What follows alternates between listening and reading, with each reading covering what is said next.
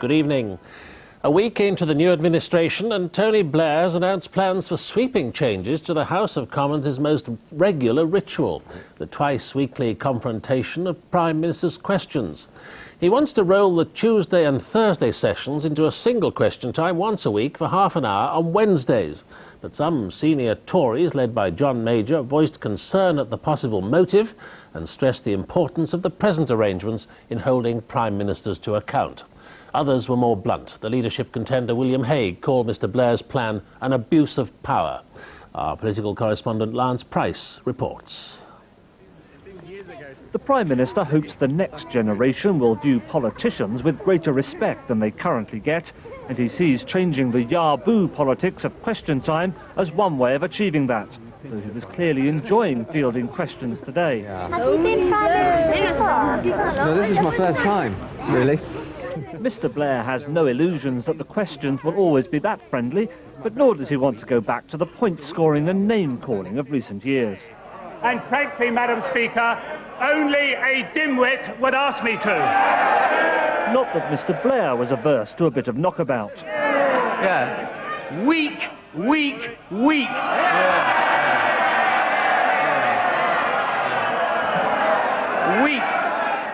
On occasion, several precious minutes were taken up with all the jeering. Let us get on with question time. There are members I want to call. Ask me. The hope is that a once-a-week session of half an hour will allow for better questions and more meaningful answers. It is to make the Prime Minister more accessible to questioning and scrutiny. It'll be hard on the Prime Minister, but it'll be good for the House of Commons and it'll be good for Britain's reputation. One way of saving time and getting more questions in will be to abolish this long-standing bit of ritual. I refer the honourable gentleman to the reply I gave some moments ago. That was because almost every MP used to put down a question asking for the Prime Minister's schedule, so they could jump in with a second question he wasn't expecting. Those so-called open questions will still be allowed, although a Commons committee will now look at whether other changes are needed.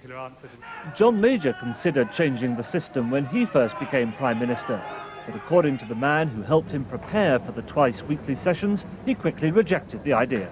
We ruled out the changes because we thought that if you reduced the opportunities to question the Prime Minister, that would reduce accountability. It would cut down the chances for MPs and through the MPs, the whole country, to see how the Prime Minister was doing, to see whether he was on top of the brief, to see whether he actually knew what was going on in the country.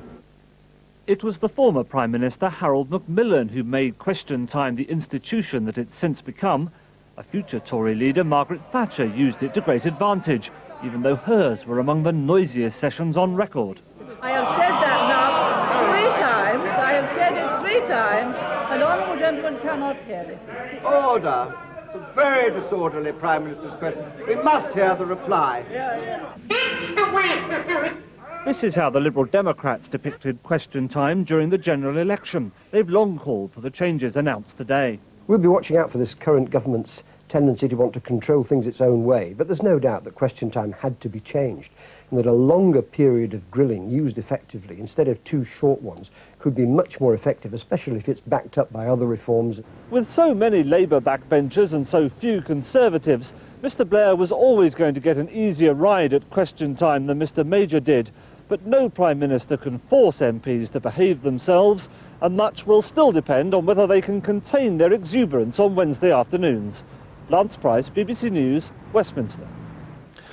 The Foreign Secretary, Wim Kok, has said the government will be able to agree on a new European treaty at next month's Amsterdam summit. Speaking after talks between Tony Blair and Wim Kok, the Dutch Prime Minister, Mr Kok said Britain would reach agreement without making any concessions on border controls. But the Dutch leader said a number of problems were still to be resolved. Our political correspondent Jeremy Vine reports.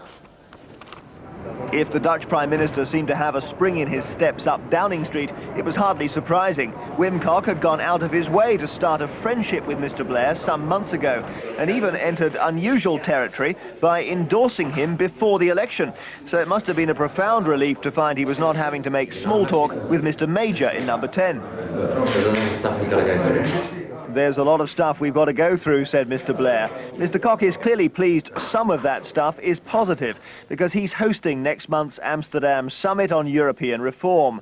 Labour is signing the social chapter, which gives new fathers time off and enhances union representation.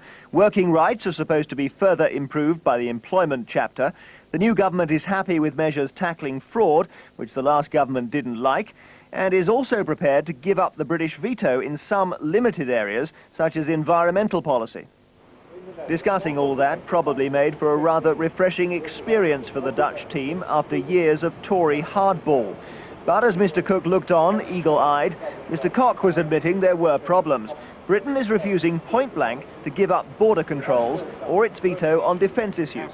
Will solving the problems you refer to require compromises on the British side? Compromises will be needed all over Europe. Without compromises and the preparedness to accept compromises also in other larger, medium large and smaller countries of Europe, there will be no Treaty of Amsterdam. But the Foreign Secretary clearly believes Britain can use goodwill to get its way. We will not accept any threat to Britain's external borders. We will not accept the European Union becoming a defence institution. But we want to cooperate in a spirit of reaching agreement. And we've already transformed the atmosphere of negotiation, and that is already reflecting itself in a willingness of the continent to listen to the British position in a way that they refused to listen when the previous government just screamed at them. But goodwill only goes so far, and the government has clearly decided it would be unrealistic to seek movement as early as June in two critical areas: the beef ban and the issue of so-called quota hopping among fishing fleets. Both need further study before we decide how to go ahead, a spokesman said. The single currency is also not on the agenda in June, so Labour's approach has yet to be tested fully. Jeremy Vine, BBC News, Westminster. President Clinton is to visit Britain at the end of the month for his first meeting with the Prime Minister since Tony Blair took office. The President is extending his trip to Europe for the meeting, but no formal agenda for discussion has yet been set. Mr. Clinton last visited Britain in 1995. An official inquiry